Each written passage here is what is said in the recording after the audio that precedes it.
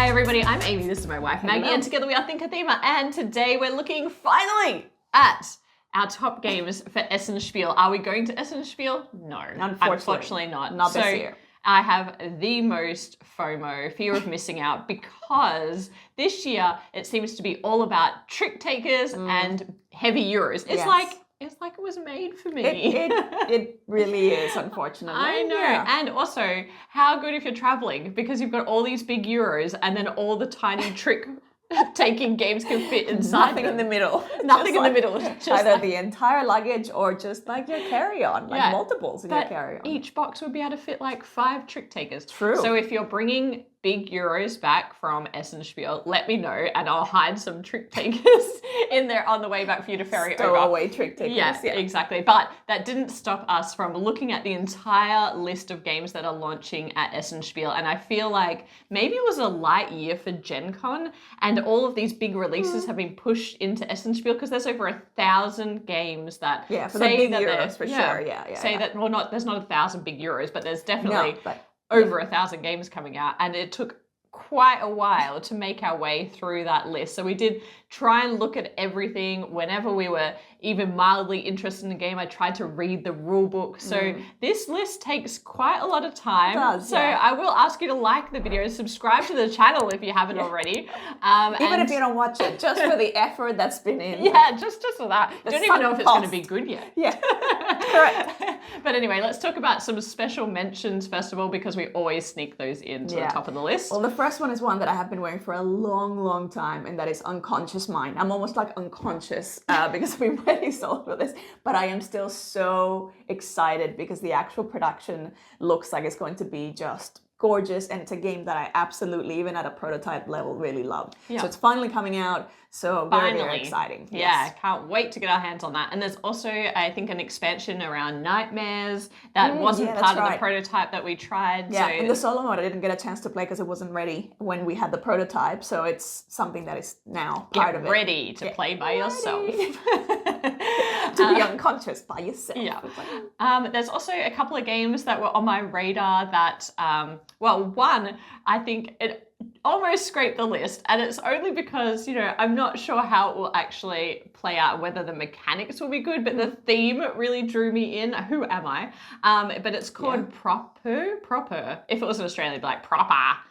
But it's Propuh, I think, and it's about a Slavic superstition, actually. And this game is all about one player playing a breeze, because in their superstition, the breeze, the cross breeze in a house means that it's bringing bad omens or bad luck or, you know, some kind of disease or illness to your family. So you don't want to have this cross breeze. So this game is all about one player playing as the breeze and the other player playing as the grandma.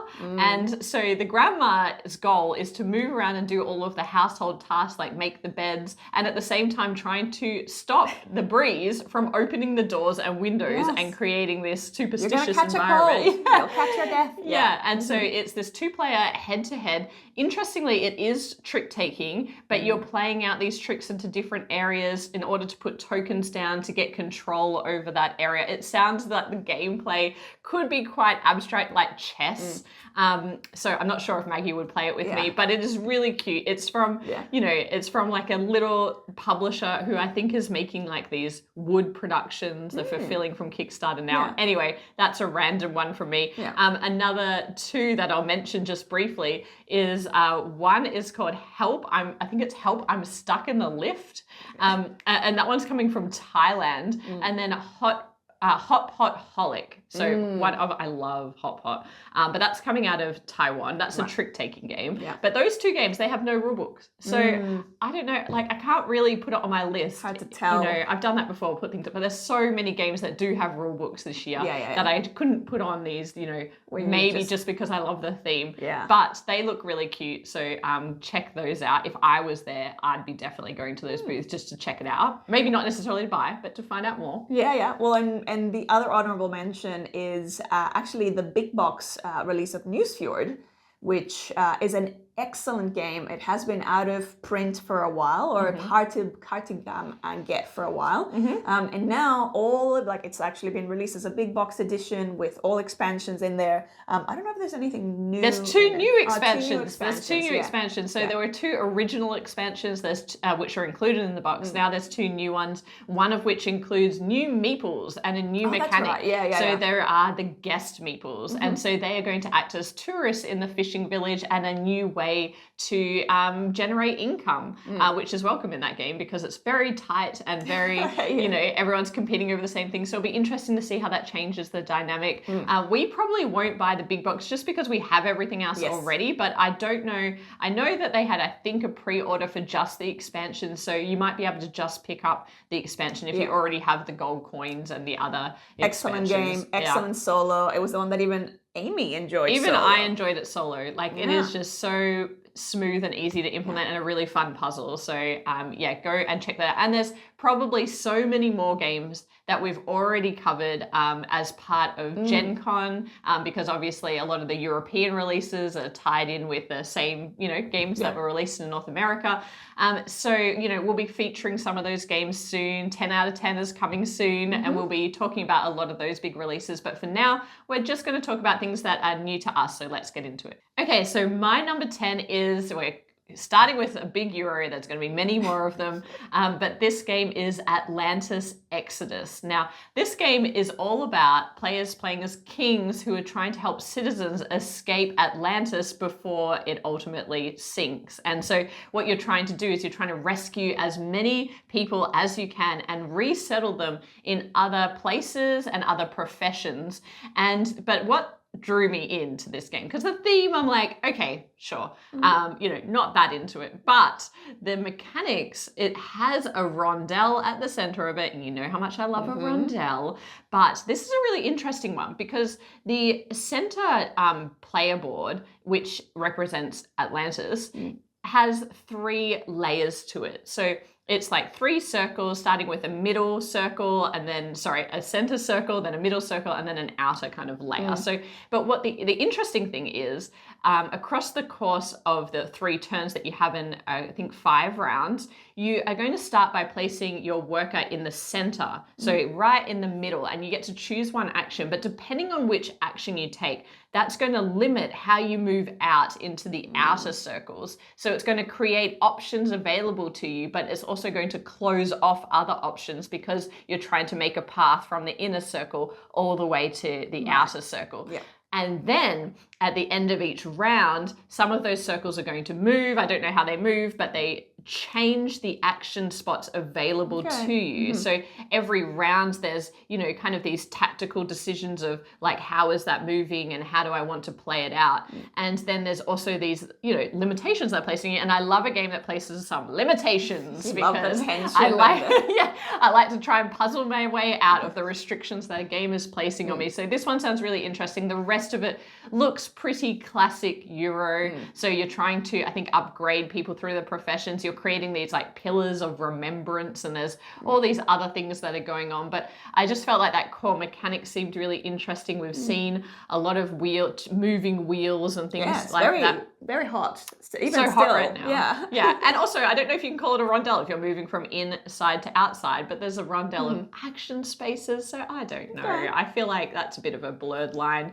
But in any case, it sounded really interesting. So that is my number 10, Atlantis Exodus. All right, so my number 10 is higher on Amy's list, so we'll wait and talk about that. And guess what? How cute. My number 9 is higher on your list. Actually, there's only 4 crossovers in this list. Some of them clearly are at this end of the ranking, but that means there's 16 games for us to talk about. Anyway. Which is actually pretty interesting because out of like almost 1,000, like over 1,000 games, we actually did our research completely separately. And we still ended up with our final list having. So what you're saying is that it's surprising that we even have 4. Yeah, that we have anything in common. Don't have anything in common anymore. Why do you keep changing? Okay. Right. My number 9. I'll go on to my number 9, which is Draft and Write Record. So this is a draft and write type game, or like you kind of roll and write, but more like you remember Welcome To, where you would just have like that was more of a flip and write, but this one you're actually drafting cards. But at its base is that paper and pencil type game. The whole theme of this is you're creating a rock band. This is another hot theme at the moment, so I love the whole music sort of theme. And you're actually drafting the different band members. You're also drafting who's going to be your lead singer, and then also kind of making different combinations.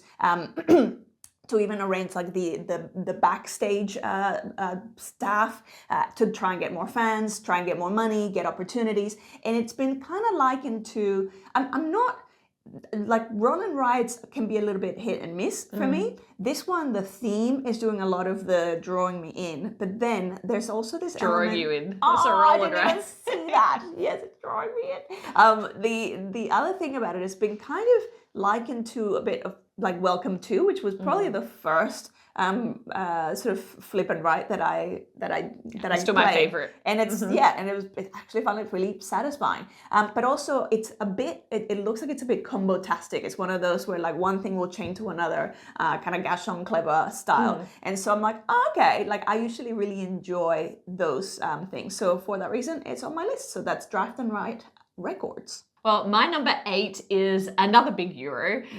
In fact, this one could be one of the heaviest games of the year. It's called Shackleton Base, Journey to the Moon, and it's by Fabio Lappiano and Nestore Mangone. And, you know, Fabio's games, like recently we played Kalamala, and just love that game. And he taught it to us, and he's just so lovely. And you know, it's so great to meet him. He has been making a lot of different Euro games with lots of different mechanics. This one is obviously set in space, which is not our favorite thing. Not the best setting for me. But it's worker placement at the core of it, and so you know we do love worker placement. And this game has been likened to a weight of a Lacerda. So this is like a very complex game by the sounds of it, and it sounds like a very tight economy because what you're doing is, of course, you're putting astronauts out. They're traveling out, and then they all have different types of professions as well. So if you use the right type of astronaut for the right type of task, you're going to, you know, get more of that task, or that task is going to be more powerful. But you can always allocate the other professions, they're just going to be less powerful. But then you're also collecting resources, I believe. And then I think there's an energy track that you're also trying to manage as well, because you need that to power different things. But the interesting thing about this game is that at the start of the game, you're going to choose 3 corporations, and these corporations are going to be so core to the way that the game plays out because they provide different actions and they provide different end game scoring. And so every game that you play, the corporations that you can deal with or interact with are really going to significantly change the game itself. And so there's all this variability that's baked in depending on the combination that you choose. So I'm fascinated by that, really. Everything else seems like pretty, you know, standard. I'm not sure if there's anything else that's like really new, but I really like this variable element of it. Asymmetry kind of thrown in. I will say that games that are that heavy sometimes are a bit, you know, hit and miss for us. We almost never get Lacerdas to our table. And when we do play them sometimes, or even other heavy games, sometimes it feels like maybe the payoff isn't worth it for the amount that you have to learn, and then how difficult it is to teach other people and get them into the game. And because we're people that just are constantly playing new games, you know, we don't really get to leverage that like deep level of experience with the game. So caveated with that, I am really excited to play this. Even though it's in space, it still made my list. So that is Shackleton Base, Journey to the Moon, my number 8. My number 8 is a game called Castle Combo, which we've actually had a chance to play a sneaky game of. We did. So I actually already Gen Con. know how much I enjoy it. But this game is all about drafting different people's sort of from different professions. So you might have like a scribe from memory, you might have a royal, and you're going to be creating essentially a house of different characters, a 3x3 grid. And they all will have different, like you'll be kind of using coins to recruit them, and they'll all be activating different abilities either from columns or rows are from one another based on like the, you know, for every other type of this that you have.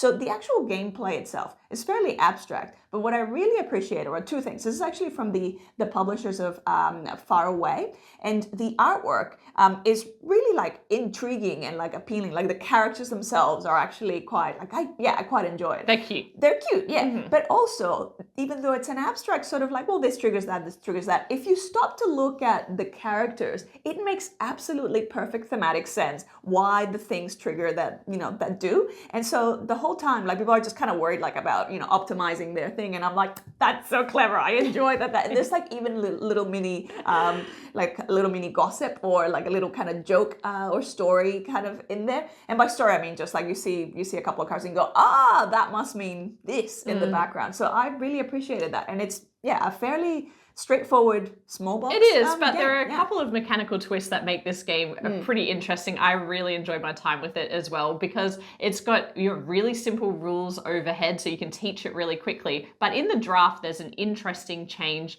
from other games, and that is there are 2 rows that you can draft from, and there's this economy of keys.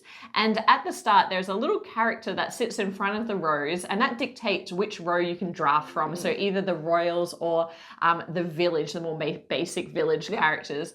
And in order to change the character to a different row, i.e. in order to enable you to draft from the other alternative row, you need to pay keys. And so that's really interesting because otherwise you can get stuck if you have no keys having to draft something that you don't really want, and you have to draft something every turn. So if you've got your eye on something for your strategy, you also need to make sure that you've got the keys and hope that nobody else drafts it in the meantime by the time you can get back to it. The other thing you can do is you can also clear one of the rows out by paying keys as well. And so you do need them, and it's separate to the currency which you need to be able to then afford to pay to place the character into your tableau. So there's some really nice tension built in for such a simple game, and I think a lot of people are going to love this game. I think this is going to be at the top of a lot of people's list, and if we very can get satisfying. Like it's it's small but satisfying. And if we can get a copy of it, sometime before the end of the year, I'm not sure if we will be able to, but like it's probably a contender for some of the better light games of the year. Absolutely. So that's Castle Combo. Now my number 8 was a space game.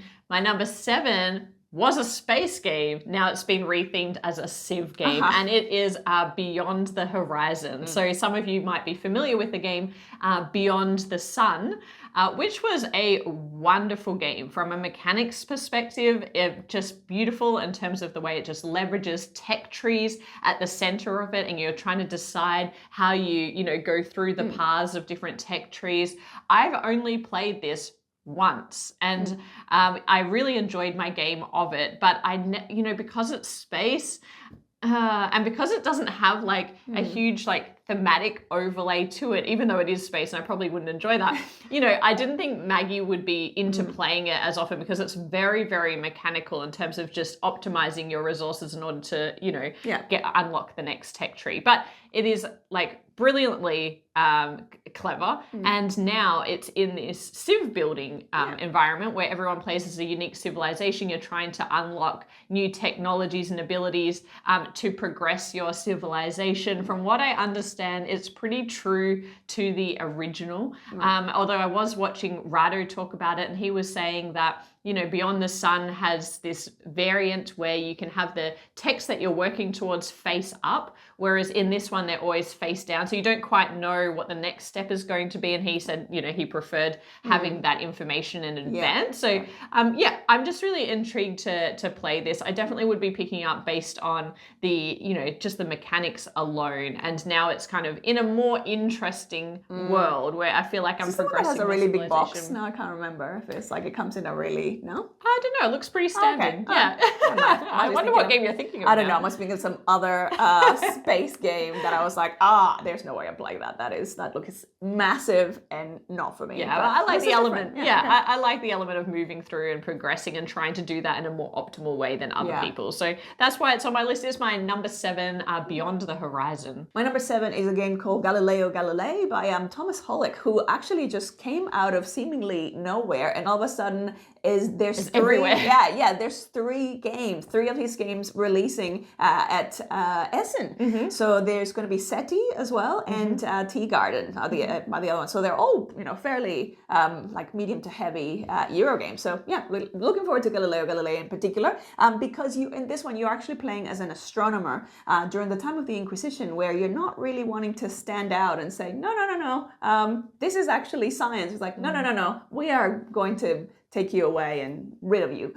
So in this game, you're actually going to have a telescope, and your telescope is a rondel of different actions that you can upgrade along the way. You're also going to be collecting or upgrading your lenses, which are going to be represented by different dice of the three kind of primary colors. And obviously, as you're upgrading those, you're actually going to be creating sort of the secondary colors, which will give you more powerful, which will make your telescope more powerful, and it'll allow you to observe what I imagine is going to be much more complicated or more valuable constellations or stars. All the way through, as you're doing this, you also have to keep an eye on these inquisitors and make sure that you don't sort of make too much ruckus, and you keep them sort of like happy and at bay.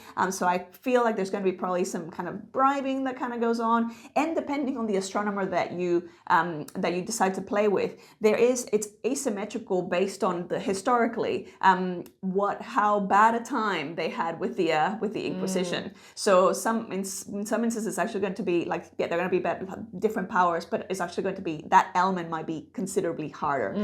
So yeah, I'm intrigued. I'm intrigued by it too, just because it has like that quarter rondel concept where it's I think because the actions also move, don't they, as well? Yeah. So across the round. So I'm intrigued by that. Moving. I know. I just had to really make some decisions based on which rondel game and which space game, because there's a few space games coming out of Essen. Well, it's a different kind of space. It's more like astronomy than being in space. That's true. You're still technically on Earth. Slight variations on space. It's like sky. What is it? Like space glancing. Yeah. So it's Galilei. Now, my number 6 is thankfully a small card game that I can talk about. So this game is called 1 AM Jailbreak, and it's by Sashi. And if you know Sashi and Sashi, which is the Japanese studio publishing studio that he actually set up with his wife, who's the illustrator of most of his games, you'll know, Remember Our Trip. There's what else? There's Wind the Film, which then became Photograph, which was, a really clever card game. There's things like Let's Make a Bus Route, many more. So a great, publisher that everyone always has their eye on. This game is intriguing because it is a shedding, climbing style game with a little bit of a twist. It's interesting because everybody starts with, a hand of, I think it's 12 cards, and then there are 5 cards in the center that represent the cell that everyone is going to try and break out of. And the way that you are shedding out your shedding out your cards in the game is that you are creating tunnels, and these tunnels need to flow with each other. So someone starts the tunnel, and then the climbing or shedding action is that you are trying to build a tunnel, add to that tunnel with a set of cards that is the same length, or one more or one less, I believe. And so you're trying to follow that pattern, and when everybody passes, the tunnels kind of get removed, and then you can start a new tunnel. I think there's this idea of like jumping ahead or something where you can just, I think, quickly add one card to a tunnel, which is going to mess with other players in terms of the length that they now have to add. But the idea of the game is that everyone's trying to escape by daybreak, and you don't want to be the last one left who's still halfway through a tunnel and has cards in their hand. So it seems like a fairly simple concept that would be easy to teach. His games, or Sashi and Sashi games, are always very cute and beautiful and have good table presence. So I'm intrigued to try this one out. So that is what number we're at? Number 6, 1 AM Jailbreak. So my number 6, which was actually Amy's number 9, is a game called Fishing by Friedman Freeze. Fishing. Yeah. This game is a trick-taking game where you're going to be fishing. And so the way it works is all the cards, as you're playing them, they will be worth 1 point. So they kind of represent fish. So as you're winning them, you're actually kind of winning fish or fishing out fish that then you'll be able to use in subsequent rounds to catch even bigger fish. It's like when you go out fishing and you catch the first few, and it's like, well, now this will be the bait for the later ones. So what ends up happening is, as the game progresses, hopefully, as you're catching these sort of fish, your hand is becoming more powerful, which will mean that then you're going to be able to, like, as towards the later parts of the game, as you're winning those later rounds, you're getting more cards. You're getting to keep more cards because you have more powerful cards to play. And at the end, every card is going to be worth 1 point. So I feel it's like 8 rounds. At the end of 8 rounds, whoever ends up having the largest catch of fish will be the winner. Yeah, I'm intrigued by this one because they call it a trick building game. And I've always wondered why more trick taking games don't include an element of like a changing deck. You know, we talked about Eternal decks recently that had that idea of like, you know, getting different cards to play with out of your hand. And this one is similar. And I really like that if you don't catch enough fish, you're drawing from a central pile of cards to fill up your hand. So I'm intrigued as to whether that's a catch-up mechanic, you know, so the players who are catching fewer fish are getting more powerful cards in the next round, or if the ones that you're catching at the beginning are more powerful. So that part wasn't clear just from the rule book. Yeah. But I'm intrigued to see how that plays out. And I love this idea of trick building. Yeah, I'm really excited by that. So it did make my list number 9 as well. Yeah. And, you know, I feel like Friedman Freeze doesn't fail to deliver on. Well, yeah, and particularly with those, like, there's a lot of really quick small box card games that are often, even if they don't quite hit, it's like, that was intriguing, that was interesting, the way that played out. They're always different. Yeah. So it's my number 9. And my number 6, fishing.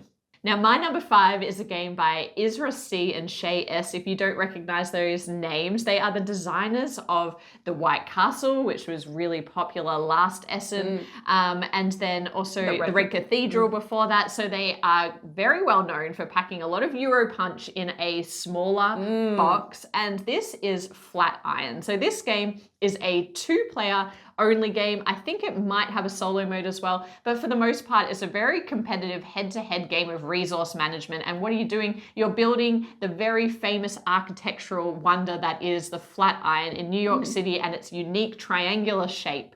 And you're going to be building that level by level. And really, there's a lot of race elements baked into this because in order to build every level, you need to have a unique combination of resources, and you're collecting different pillars that are going to help you build that level, but you want to do that before your opponent to try and leverage the points. And so if that level gets built, and I believe there's also a race to be the person who completes the Flatiron at the top, well, then you're going to, you know, be the victor. And you're doing this as well by placing out little architects onto different streets that are going to enable different actions. And then there are these multi-use cards as well, where you can choose to use the top of the card or the bottom of the card. And I believe, you know, then your powers get you know, there's kind of like an engine building element to it as well. So it sounds like a really tight head-to-head Euro style race, which I'm really excited about. And if that wasn't exciting enough, the artist who did all the art for it is Weberson Santiago, who is one of our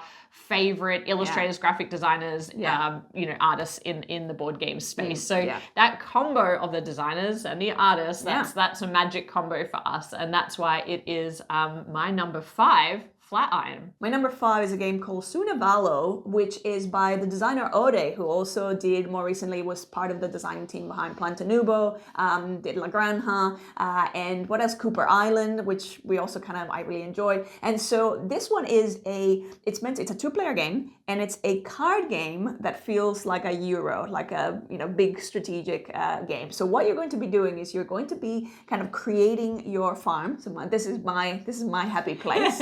But it's not any kind of farm. It's like a solar punk. This is a solar punk universe, which is sort of started out with Planta Nubo. It's like that sort of similar space. I just love that as a setting in general. And so you have these like delivery drones that you have to kind of keep an eye out for, because you're going to be essentially drafting different cards to then add into your farm to trigger different columns. So whenever you add a card to a column, that entire column will trigger.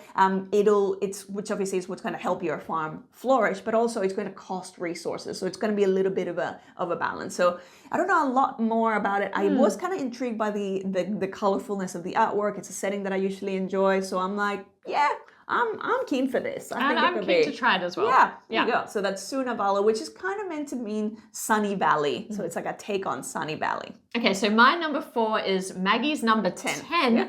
And this is the Euro Stevens. Now, this game actually takes place in the 18th century in Portugal, which was after the big earthquake in 1755, where actually, because of the earthquake, the city was being rebuilt.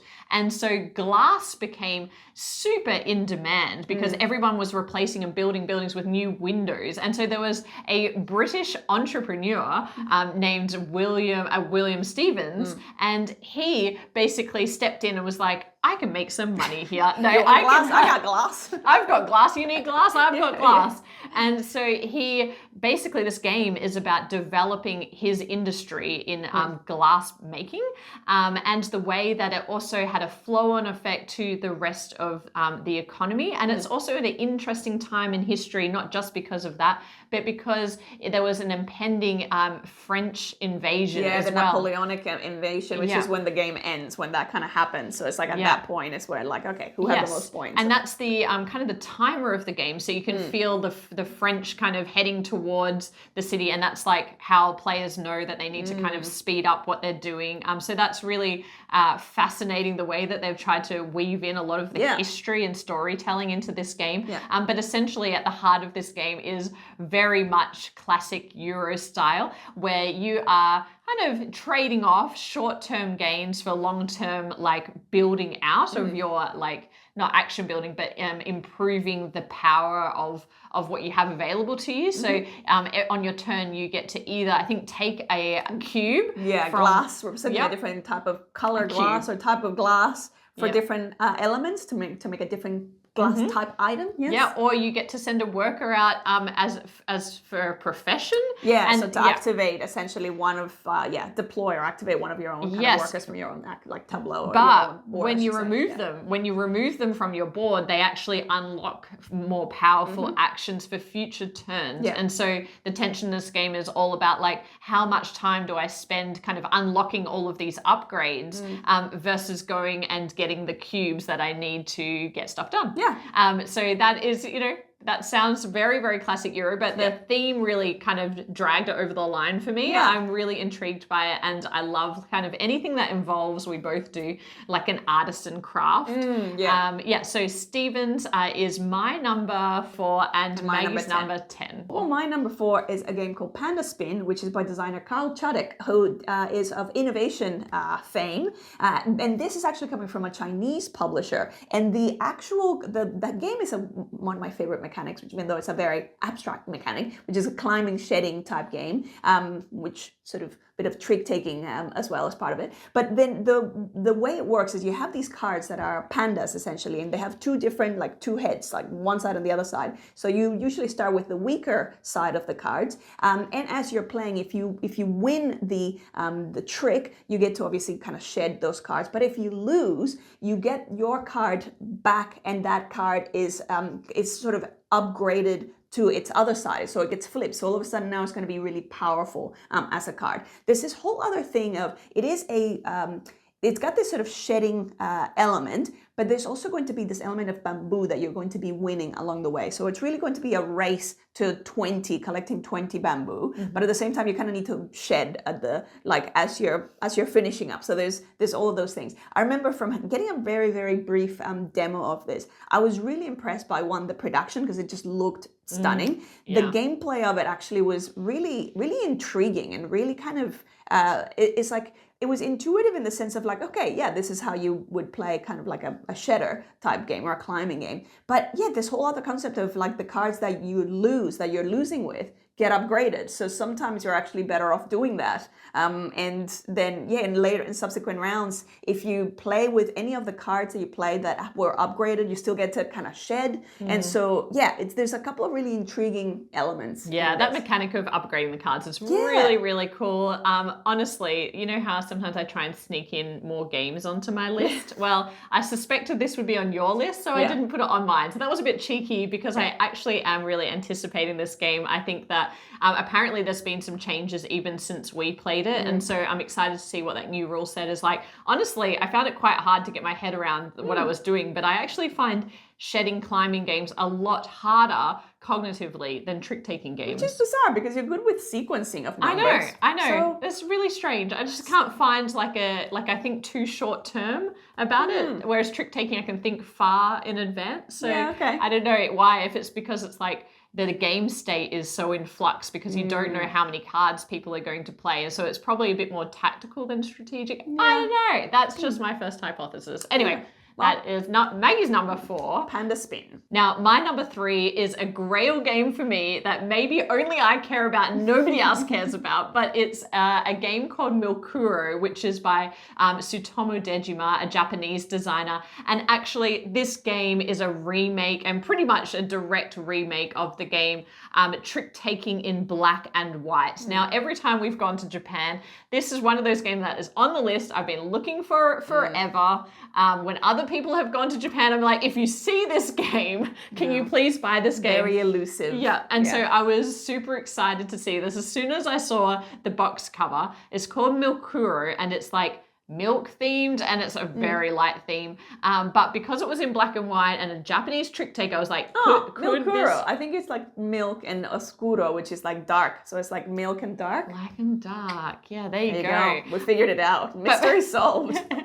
But because it's got the cards themselves have like Panda Spin, they have 2 sides to them. They've got the white side and the black side. And this game is super, super simple, like really basic trick taking rules. You basically, the person who leads the trick has to play either the card white side up or black side up, i.e. they're leading with either white or black, and everybody else must follow.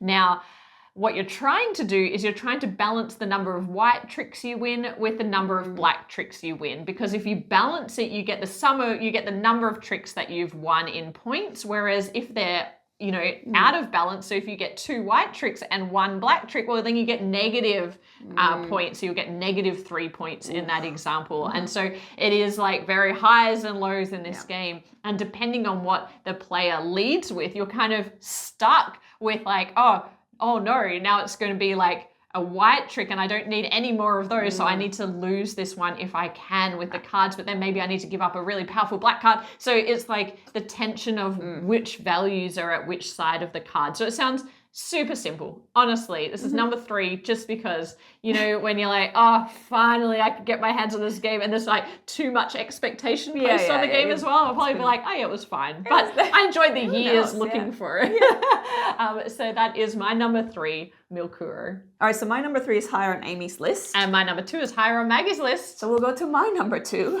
which is Saltfjord. So in Saltfjord, we're going to be in a fishing village in Norway. And this is going to be, it's using the core dice drafting mechanism that was part of Santa Maria. But now it's been, like, pretty much the entire game has been completely redeveloped and sort of leveled up. Thank goodness, because we've never played Santa Maria because of the theme.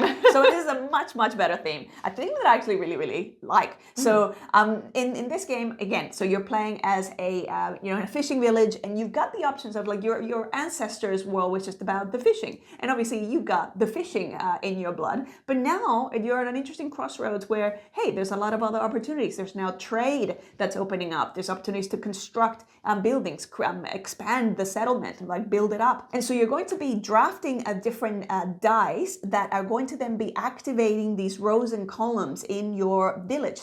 And as you're activating these rows and columns, you're going to be activating different actions and abilities, and those spots can be upgraded as well along the way. But the whole thing of this is as you activate those things, the dice will stay there and they start blocking off those areas. There are also going to be these other tracks that then you can sort of invest in going up in those tracks to enhance your ability to do other things. And I think it's like discover new technologies, which again make things better or easier.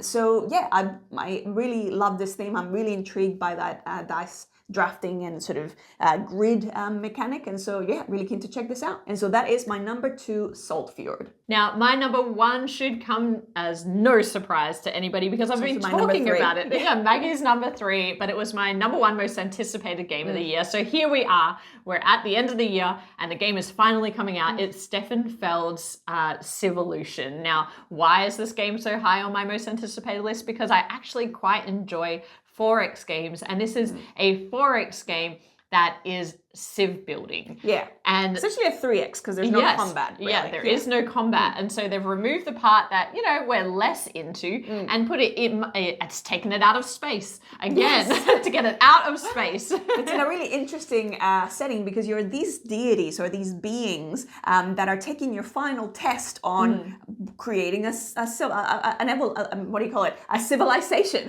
Is it an evolution? So you're actually going to be, the test is showcasing how in this simulation you're able to evolve your civilization to the best and essentially create the most prosperous of all of the civilizations. And this slight fantasy overlay allows them to play a lot more with, some elements of fantasy, like the ability to fly and different ways that you can evolve your civilization that isn't restricted to kind of hunting and gathering and technology improvements like other civ building games. But this game plays out using different dice in order to trigger different parts of a modular system that you have in front of you. And this modular board, you're going to be able to upgrade. So you can make upgrades to it to make your actions more powerful and evolve them as the game goes on. And then there's also this territory building element that is off to the side. So you still get to do this exploration element, but from what I understand, it's not very combative. In fact, you're more just trying to displace other people in order to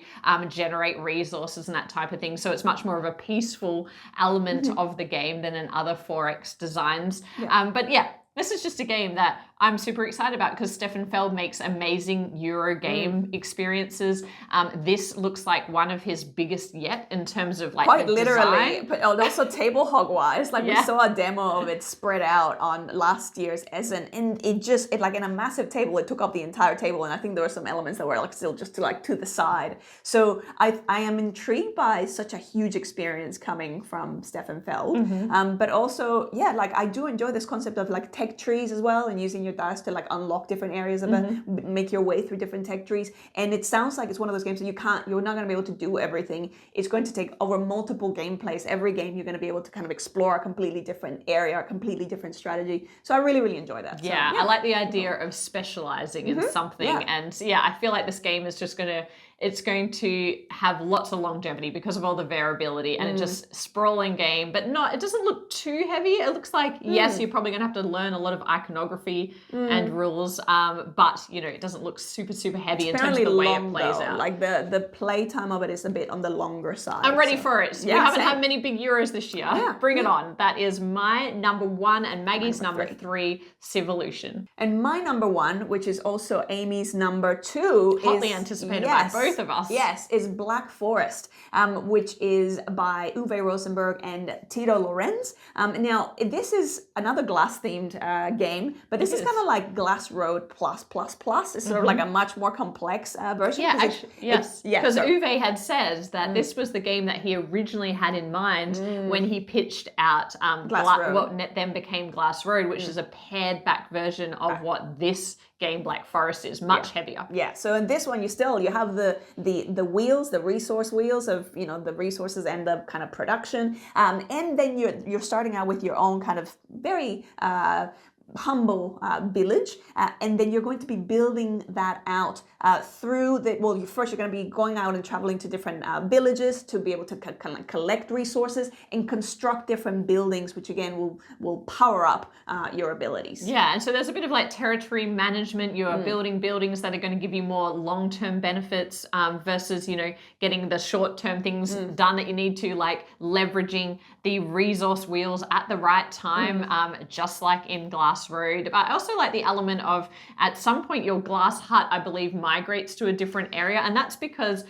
when they were creating glass in this way, they did have to like migrate to a different spot in order to like get new resources, because you couldn't stay in one area because it's a finite number of resources. The tiles that are on the kind of main board, they will shift and move around, and my understanding is as you're going in and visiting the different villages, you're going in between two tiles, and so having the ability ability of those things being able to kind of move and shift around and give you different combinations is different. It is very much like kind of that turn order, worker placement almost, worker movement, I guess, type, as opposed to the simultaneous card action that Glass Road ended up utilizing. Yeah. Oh, you can almost guarantee that an Uwe Rosenberg game is going to be high up on our list. And as soon as we saw those dials combined with the, the land area where you're putting buildings on there, it reminds me so much of Nusfjord. Apparently, like the list of buildings is kind of quite overwhelming initially, but then it's like there's going to be certain things that you're focused on. Yeah. So a lot of it immediately becomes very obvious, the stuff that you're like, I don't even need to worry about those buildings. Like, these are the ones that I'm going to try and focus But that's on. like many of his games. And, the professions in Feast for Odin or all the buildings options in Agricola. Yeah. So often there are a lot of cards and things, but because they all relate to fairly straightforward actions, I don't ever find it too overwhelming. Yeah. So this is very high up for us. My number 2, Maggie's number 1, that is Black Forest. So that is our top 10 each most anticipated games of Essen Spiel 2024. Did we cover off the games that are on your list? There's probably going to be a lot of comments that are like, what about this one? Yeah. Yes, because there are so many great games, and I'm so envious of everybody that's going this year because, it might take a while for those games to trickle down to Australia, let's be honest. But I hope that if you are going, you have a safe and wonderful trip. Please enjoy, take lots of photos, enjoy the experience. Don't get too upset if you can't get every single game on your list because honestly, there are so many good ones. So I'm excited for you. So let us know in the comments what you are most anticipating. And if you liked this video, please hit like, subscribe to the channel if you haven't already, and we'll be back with more board game content soon. But otherwise, bye for now. Bye.